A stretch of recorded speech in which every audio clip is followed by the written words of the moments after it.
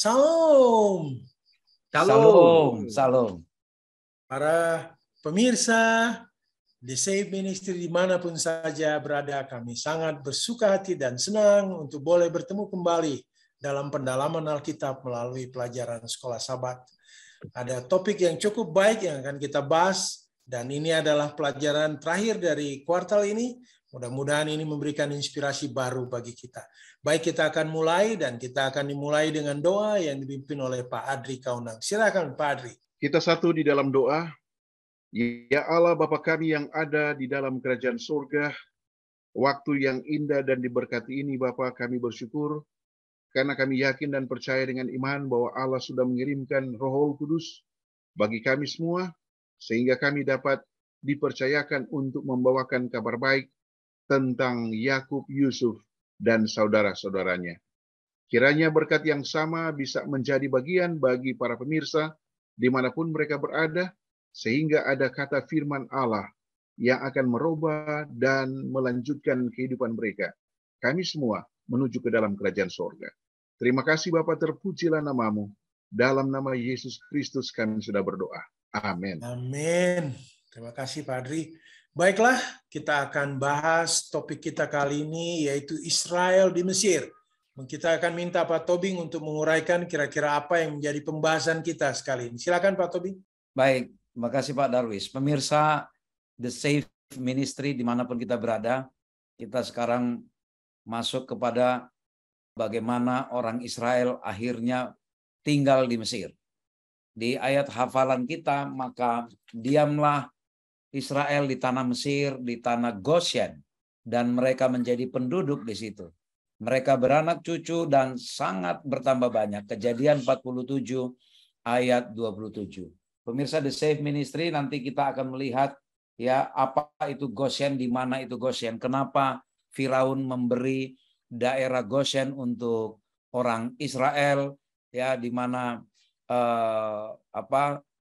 profesi orang Israel atau anak-anak keluarga Yakub itu adalah banyak yang penggembala kambing dan domba, sementara di Mesir itu dianggap suatu kekejian, maka diberikanlah tanah Goshen yang agak jauh dari yang di pinggir di sebelah timur Sungai Nil, di timur Sungai Nil itulah diberikan untuk Israel. Lalu nanti kita akan melihat peristiwa yang juga masih lanjutan dari minggu lalu, peristiwa yang mengharu biru juga Pak Darwis, karena akhirnya bertemulah bapak dengan anaknya, ya, bapak yang sudah tua, yang merindu-rindukan, yang sudah lama merindukan bertemu dengan anak kesayangannya, lalu bertemu dengan anaknya nanti yaitu Yusuf. Dan peristiwa yang luar biasa di sebuah tanah yang asing, di negeri yang asing, ya, umat Tuhan ya memberikan berkat kepada ya orang yang tidak percaya, yaitu bagaimana Yakub memberkati Firaun. Ini tidak mudah Pak Darwis, ya, tidak mudah Pak Darwis, ya, bagaimana orang Israel bisa memberkati orang Mesir yang bukan percaya kepada Tuhan. Lalu nanti juga Yakub akan memberkati anak-anaknya Yusuf secara khusus, ya, antara Manasye dan Efraim, dan kita nanti melihat apa peristiwa yang unik di dalam pemberkatan ini, karena ada bersifat nubuatan di situ. Dan juga nanti sebelum akhir hidupnya Yakub juga kumpulkan anak-anaknya, ya, dia berkati ke-12 anaknya itu, dan nanti juga ada berbau nubuatan berhubungan dengan bagaimana berkaitan dengan harapan untuk tinggal di tanah perjanjian. Dan akhirnya nanti Yakub menutup mata atau mengakhiri hidupnya, dan dia tidak mau menutup usianya di negeri Mesir, dan dia ingin tetap kembali di tanah perjanjian. Inilah nanti yang kita akan pelajari Pak Darwis. Kita akan melihat aplikasi-aplikasi praktis dan juga hubungannya dengan skenario kasih karunia antara hubungan kehidupan Yusuf dengan kehidupan Yesus. Nanti para panelis akan menjelaskan kepada kita secara detail. Baik Pak Tobing, saya akan beralih dulu ke Pak Adri Kaunang ini. Pak Adri, Yakub pergi kepada Yusuf. Mungkin Pak Adri silakan menguraikannya. Baiklah, shalom para pemirsa dimanapun saudara berada. kita akan kunci sekolah sahabat kita, atau saya sebut dengan pelajaran yang ke-13, dengan poin utama yang sudah disampaikan oleh hamba Tuhan Pak Daris kepada saya dalam buku Kejadian pasal 46. Ya, Kejadian pasal 46. Ada dua poin utama yang menjadi ringkasan rohani. Yang pertama adalah kerinduan Yakub untuk meninggalkan tempatnya Kanaan. Yang pertama adalah penuh harapan untuk memperoleh kepastian bahwa mereka tidak akan kelaparan lagi. Jadi memang kondisi ekonomi ini salah satu faktor sehingga ada perpindahan ya secara besar-besaran ya. Kalau dikatakan dalam Kejadian pasal 46 ada kurang lebih 70 orang ya. Poin yang kedua, kerinduan yang kedua adalah momentum, memberi momentum kepada beliau atau hamba Tuhan ini untuk meninggalkan tanah perjanjian, dan tujuan utama adalah bertemu dengan anaknya yang paling dikasihi ya, tukang mimpi yang namanya Yusuf. Agenda yang kedua adalah sama ya. Kalau kita perbandingkan antara Kejadian 46 ayat 3 dan Kejadian 15 ayat 1, tujuan Allah kepada Abraham dan tujuan Allah kepada Yakub adalah sama ya. Ada satu kata pengharapan bahwa Allah selalu memberikan rekomendasi kepada kedua hamba Tuhan ini, jangan takut ya. Artinya begini, kalau Abraham keluar dari tanah leluhurnya menuju tanah pengharapan yang saya sebut dengan tanah perjanjian, tetapi Yakub meninggalkan tanah perjanjian menuju ke Mesir ya. Kita tidak usah persoalkan bahwa Mesir ini adalah tempat di mana tidak adanya Tuhan. Tetapi inilah Alkitabiah yang sudah menjelaskan ya dua perbedaan. Tetapi tujuannya adalah sama. Tujuannya adalah janji masa depan yang gemilang. Kalau kita kaitkan dalam buku Roma 10 ayat 12 dan 13 dikatakan bahwa barang siapa yang berseru kepada nama Tuhan akan diselamatkan. Jadi konsep Allah kepada Abraham sama. Abraham menuju tanah perjanjian untuk memperlebar, memasyurkan, memberikan good news atau kabar baik kepada semua manusia. Ya, sama dengan yang dikatakan oleh Rasul Paulus dalam Roma 10 ayat 12 dan 13. Tujuan yang sama juga terjadi bagi Yakub.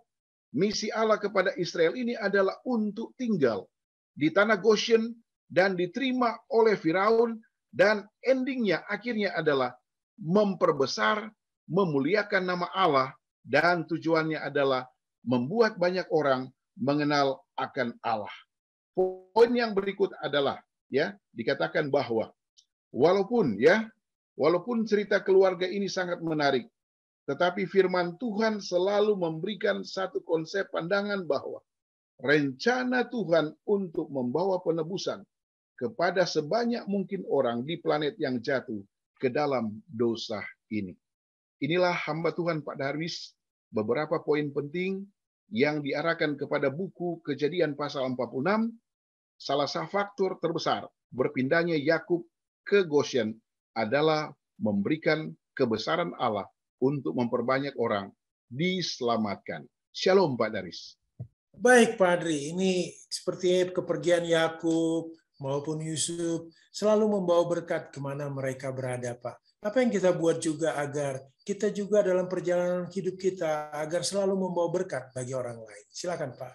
Oke, menunjuk kepada beberapa instruksi Yesus atau Guru Agung ya. Dikatakan dalam buku Matius pasal 28 ayat 18-19, endingnya, akhirnya, aku akan menyertai kamu. Artinya begini, kalau kita membawakan kabar baik tentang Yesus, tentang sabdanya, tentang firman-Nya, maka janji Yesus bahwa ada Roh Kudus, Parakletos, yang akan menyertai kita semua di dalam membawakan kabar baik. Karena rekonsiliasinya sama dengan apa yang kita sudah pelajari, misi Allah kepada Yakub untuk menuju tanah Goshen. Shalom Pak Daris.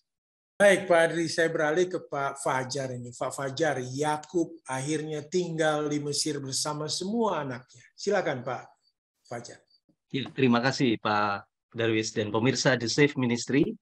Melanjutkan cerita daripada Yakub yang sudah berjalan ke Mesir dan mereka bertemu di tanah Goshen ya, di tanah Goshen, dan Yusuf sendiri berencana untuk menghadap kepada Firaun untuk menceritakan kondisi dan saudara-saudaranya yang sudah datang ya ke Mesir.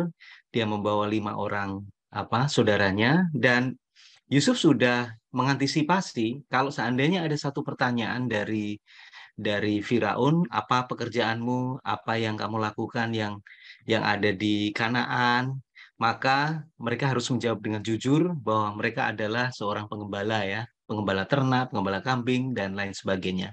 Dan memang benar pada waktu Yusuf itu membawa saudara-saudaranya dan bahkan membawa ayahnya yaitu Yakub menghadap Firaun. Firaun sebetulnya memberikan memberikan apresiasi, mendorong Raja Firaun itu menyampaikan kepada saudara-saudaranya Yakub untuk menempati jabatan-jabatan tinggi. Ini merupakan tawaran ya daripada Firaun. Namun Yusuf mengetahui dan ingin menyelamatkan saudara-saudaranya bahwa kalau mereka menempati jabatan-jabatan yang penting di istana Firaun, kemungkinan besar itu akan sekali banyak godaan penyembahan berhala dan lain sebagainya. Jadi dengan tanpa mengurangi rasa hormat, mereka sebetulnya menolak ya. Tapi ini merupakan nasihat daripada Yusuf kepada saudara-saudaranya. Jangan menerima jabatan di istana Firaun atau di Mesir, dan katakan bahwa mereka sebetulnya adalah penggembala kambing, ternak, pekerjaan yang paling utama. Dan yang menarik Pak Darwis itu adalah kepada Yakub. Yakub ini usianya pada waktu menghadap Raja Firaun itu 130 tahun saya baca ini ya. Dan ada satu ayat yang menarik yaitu dalam Kejadian 47 ayat yang ke-7, apa yang dilakukan Yakub kepada Raja Firaun. Yusuf membawa juga Yakub, ayahnya, menghadap Firaun. Lalu Yakub memohonkan berkat bagi Firaun. Wah, ini luar biasa sekali ya. Seorang tamu memberikan berkat kepada Raja Firaun. Kita tahu bahwa Firaun itu adalah sekaligus sebagai imam yang paling besar di tanah Mesir. Namun kalau saya lihat konteks daripada Yakub, dia memberkati, artinya Yakub ini lebih tinggi daripada Firaun dan dia memohonkan berkat kepada Firaun. Jadi rupanya Yakub, Abraham, Ishak, dan Yakub itu sendiri menjadi bapa orang percaya,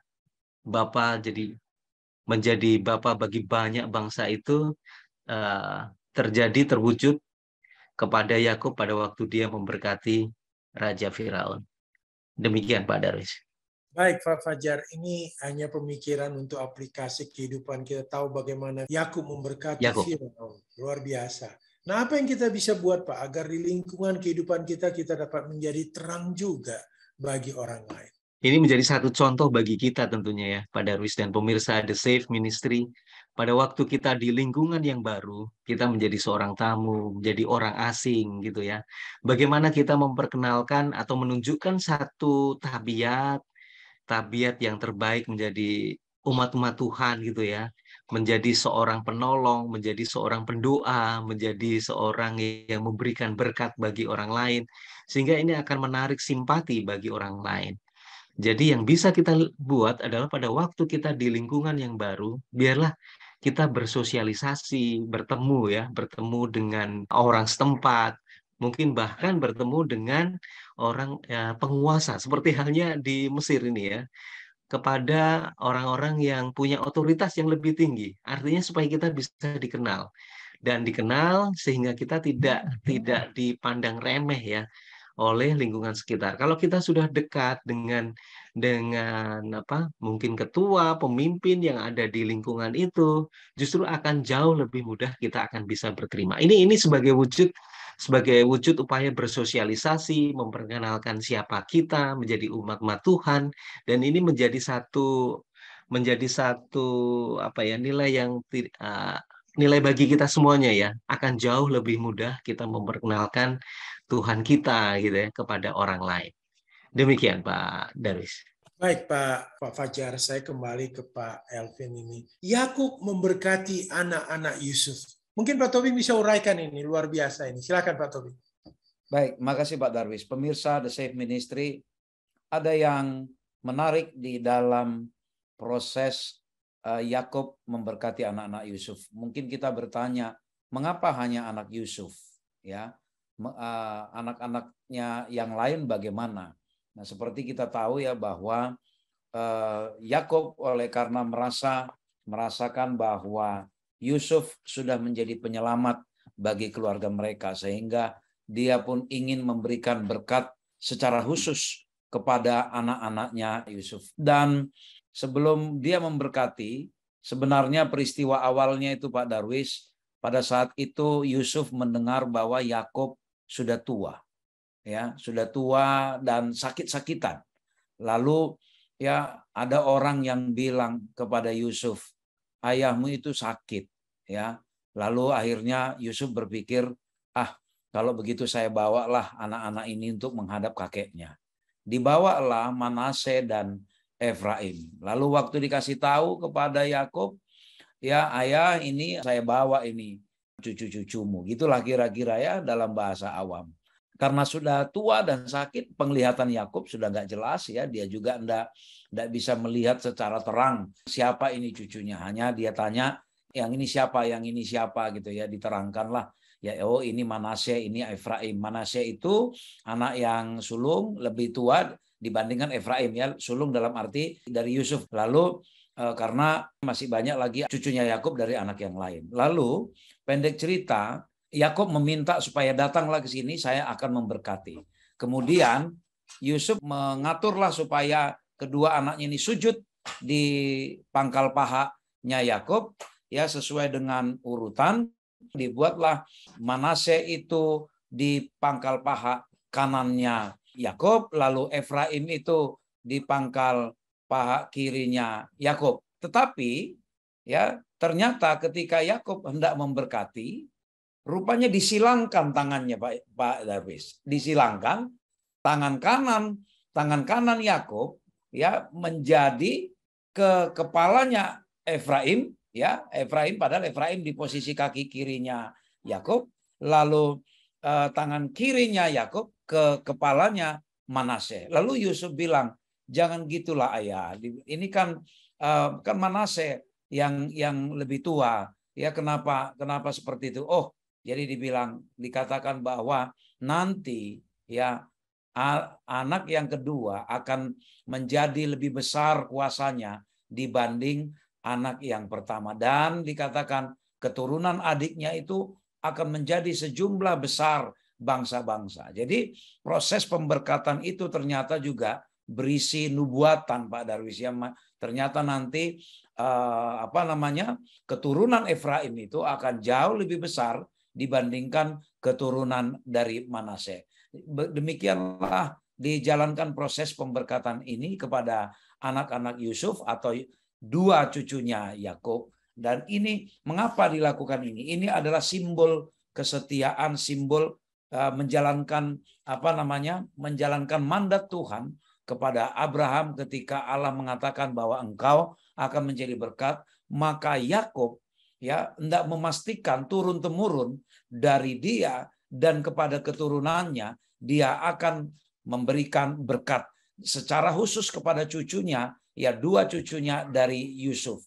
Jadi pemirsa The Safe Ministry, ya kita melihat bahwa Tuhan tetap menginginkan agar bangsa Israel itu menjadi berkat turun temurun terus ya. Jangan sampai mereka putus ya, jangan sampai mereka tidak menjalankan berkat atau janji yang Tuhan berikan pertama sekali kepada Abraham.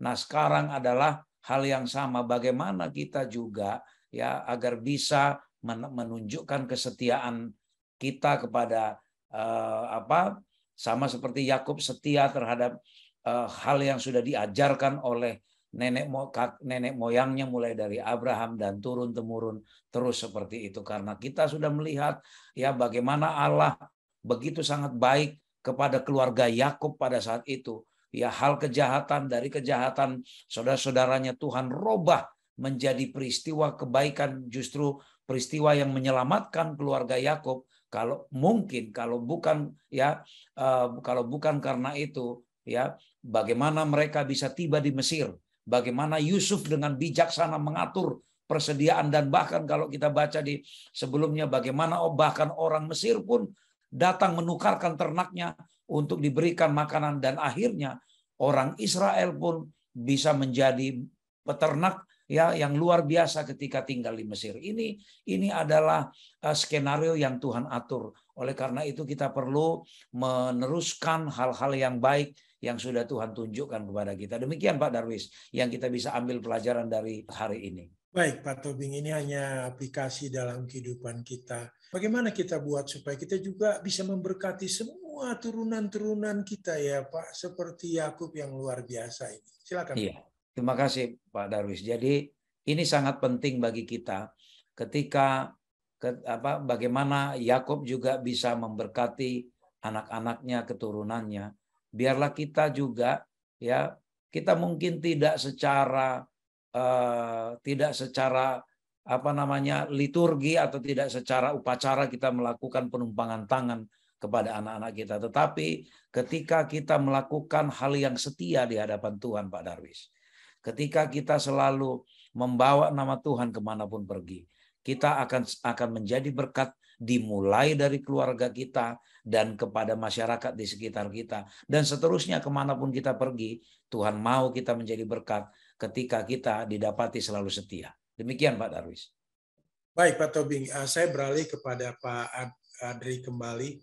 Pak Adri, ini Yakub memberkati anak-anaknya. Kalau tadi cucunya yang diberkati, sekarang anak-anaknya. Silakan Pak Adri. Menunjuk kepada buku Kejadian pasal 49 ayat 1 sampai 28, ya. Dalam ayat 1 dikatakan bahwa ada satu kata nubuatan yang diucapkan oleh Yakub dalam Kejadian 49 ayat 1 di kemudian hari, ya. Ya, memang benar. Menghubungkan ayatnya dalam buku Yesaya 2 ayat 2, Daniel 10 ayat 14. Ya, saya tidak membuat satu pandangan kenapa Yehuda ya yang diberikan kesempatan untuk menguraikan akan datangnya Yesus Kristus. Tetapi kalau saya bacakan dalam buku Kejadian 49 ayat yang ke-10 dikatakan, tongkat kerajaan tidak akan beranjak dari Yehuda ataupun lambang pemerintahan dari antara kakinya, sampai dia datang yang berhak atasnya, maka kepadanya akan takluk bangsa-bangsa. Ya, dihubungkan dengan buku Alfa dan Omega jilid 1 halaman 275. Seperti yang dituliskan oleh Nyonya Ellen G. White, singa si raja hutan itu merupakan satu lambang yang cocok bagi suku bangsa ini, yang dari dalamnya datang Daud, Silo, singa dari suku Yehuda, yang sebenarnya yang kepadanya segala kuasa akhirnya akan tunduk dan segala bangsa akan memberi hormat. Inilah misi Allah ya kepada Yakub, khususnya kepada Yehuda, akan datangnya seorang raja yang luar biasa adalah Yesus Kristus. Inilah sedikit pemahaman sehubungan dengan Yakub memberkati anak-anaknya, Pak Darwis. Ya, baik Pak Adri, ini hanya aplikasi dalam kehidupan kita. Apa yang kita Pak dapat buat ya Pak, menunjukkan bahwa kita sangat menanti dan berharap akan kedatangan Tuhan Yesus Kristus yang kedua kali. Silakan Pak. Ya, banyak janji-janji dalam firman Tuhan, khususnya dalam Perjanjian Baru, bahwa kedatangan anak manusia ini ada dua hal, datang seperti pencuri, dan yang kedua, kita diberikan satu tanggung jawab untuk mempersiapkan diri kita, keluarga kita, sahabat-sahabat kita. Itulah sebabnya tadi menunjuk kepada penginjilan, kabar baik, untuk membawakan kabar baik ke semua suku, ke semua bangsa, ke semua manusia, karena Yesus akan datang segera. Dalam bahasa Inggris dikatakan, Yesus is coming soon, it involved. Jadi kedatangan Yesus akan segera untuk semua ya, bukan hanya parsial. Atau Pak Darwis saja, hamba Tuhan Pak Tobing, atau sahabat Pak Fajar, atau Kaunang dan keluarga. Tetapi semua. Inilah tantangan yang diberikan Allah kepada Yakub, khususnya kepada anaknya yang namanya Yehuda. Priority ya. Ini yang menarik Pak Darwis. Shalom Pak. Baik Pak Adri, saya kembali ke Pak Fajar ini. Pak Fajar ini harapan mengenai tanah perjanjian. Silakan Pak. Ini merupakan akhir dari cerita keluarga Yakub, Yusuf dan saudara-saudaranya di tanah Mesir. Jadi pada waktu Yakub sudah lanjut usia, sudah bersiap untuk menutup matanya, dan mereka sudah dikumpulkan, dan Yakub juga sudah memberkati anak-anak mereka. Ini merupakan satu peristiwa yang sangat ya mengharu birukan sebetulnya ya, akhir dari Yakub dan segenap keluarganya bangsa Israel ini ya. Dan rupanya Yakub pada waktu dia sudah berpamitan dengan segenap anak-anaknya dan seluruh keluarganya, cucu-cucunya, akhirnya Yakub ini menutup matanya dengan mengangkat kaki di kasur. Artinya kemungkinan besar Yakub masih duduk ya.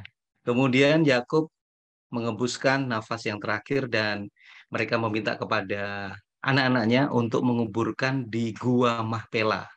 Di Gua Mahpela itu sudah dibeli oleh Abraham dan di sanalah dikuburkan Abraham, Sarah, Lea, Ribka, dan Ishak ya.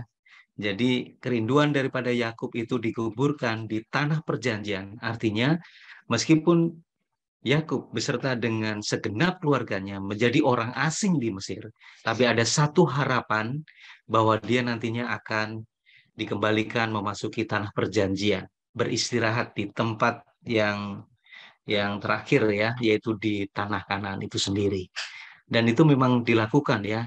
Saya bisa bayangkan bagaimana Yusuf itu meremah-remahi Yakub selama 40 hari, kemudian ada saat perkabungan hampir 70 hari, ini luar biasa. Dan Yusuf itu dia meminta kepada Firaun untuk meminta izin menguburkan di Gua Mahpela. Artinya bahwa Yusuf harus meninggalkan tanah Mesir dan pergi ke tanah Kanaan. Dan kita lihat bahwa banyak sekali rombongan, bahkan pegawai-pegawai daripada Yusuf itu mengiringi mayat daripada Yakub ini dari Mesir menuju tanah Kanaan atau di Gua Mahpela ini. Iring-iringannya sangat panjang sekali ya, panjang dan sangat riuh. Bahkan banyak bangsa-bangsa yang melihat itu, ini merupakan prosesi pemakaman yang luar biasa sekali. Bagaimana mereka membawa jenazah daripada Yakub dari Mesir menuju ke Gua Mahpela. Ini menjadi satu peristiwa yang barangkali itu dicatat.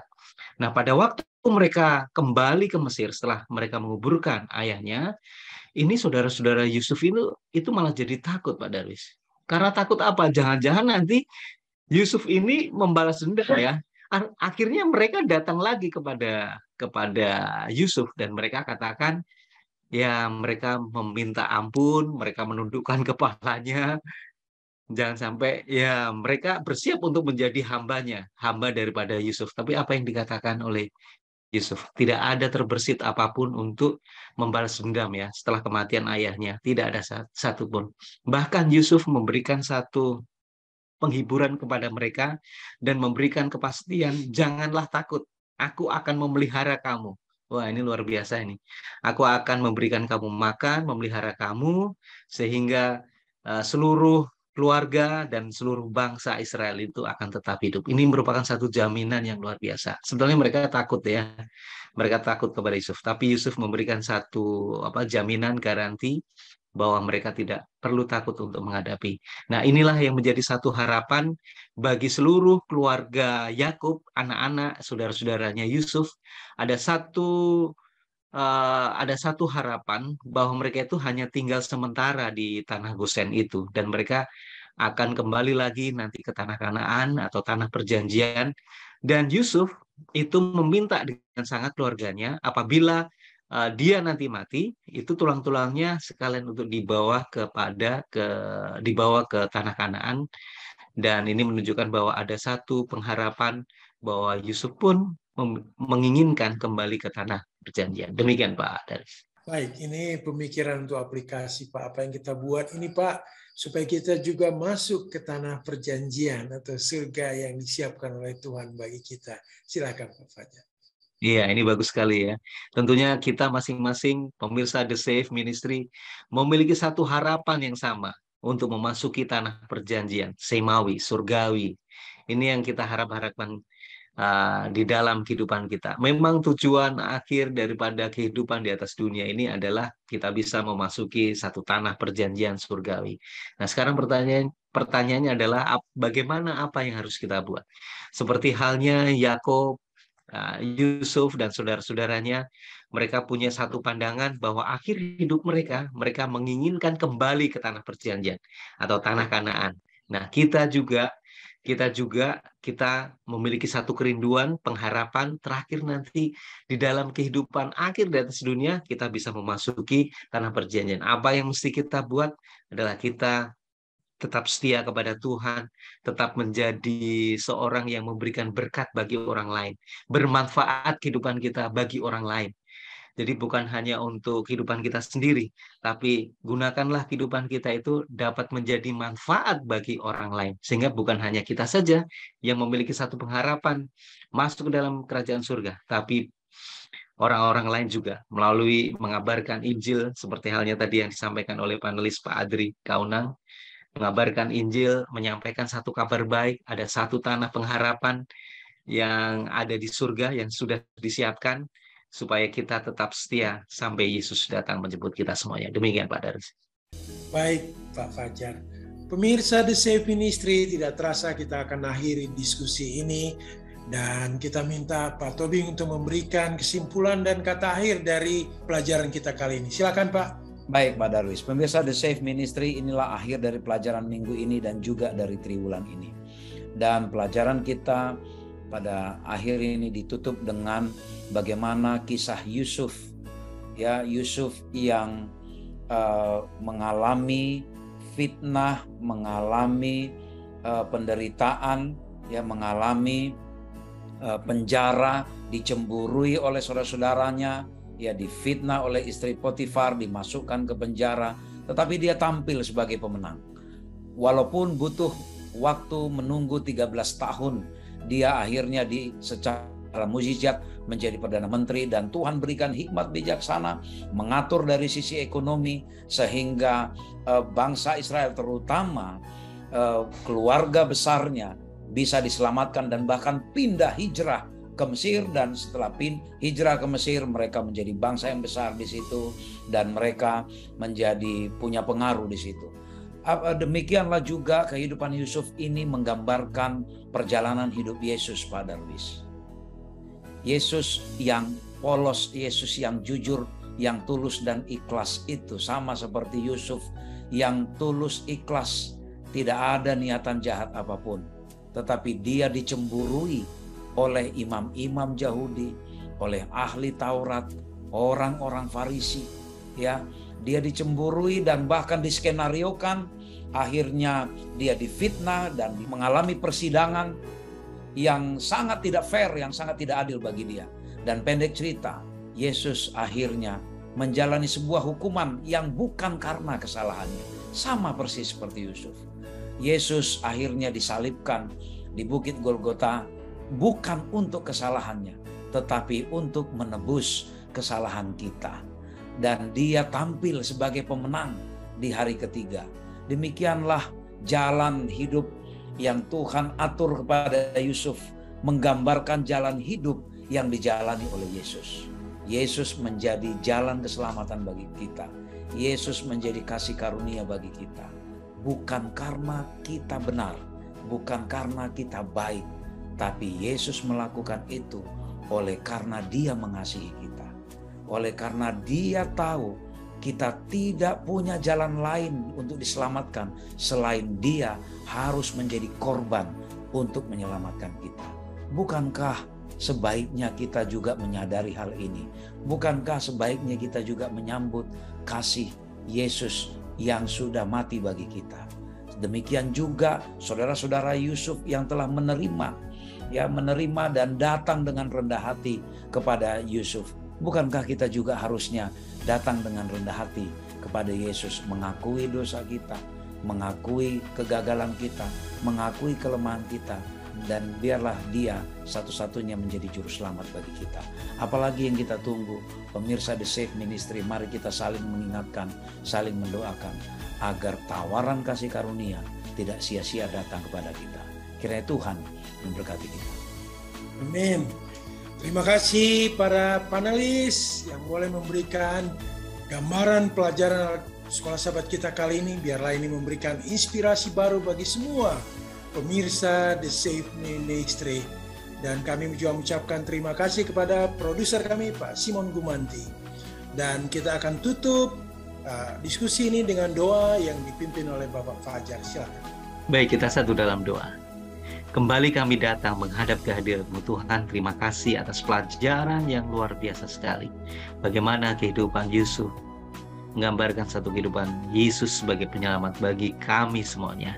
Terpujilah nama-Mu Tuhan oleh karena kesempatan, keselamatan, kehidupan yang Engkau tawarkan bagi kami. Supaya kami dapat boleh mengimani dan melihat kehidupan Yesus di atas muka bumi, memberikan kami iman dan kepercayaan yang penuh kepada Engkau saja, dan kami bergantung sepenuhnya kepada Engkau saja. Ajari kami Tuhan supaya kami dapat boleh memahami akan pelajaran yang terbaik daripada kisah Yakub dan Yusuf serta di dalam kitab Kejadian ini. Dan biarlah ini dapat boleh menguatkan iman kami sembari kami menanti akan kedatangan Yesus yang tidak lama lagi ini. Memberkati seluruh pemirsa dimanapun mereka berada. Kiranya berkat daripada Tuhan itu akan menjadi bagian kami semuanya. Ampunkan segala dosa kami Tuhan. Di dalam nama Yesus kami berdoa dan mengucap syukur. Amin. Amin. Sekali lagi kepada pemirsa The Safe Ministry, terima kasih atas semua partisipasinya dan khusus yang telah memberikan donasi. Kami ucapkan terima kasih kepada satu keluarga di Jakarta. Terima kasih semua kita. Salam. Shalom. Shalom. Tuhan berkati.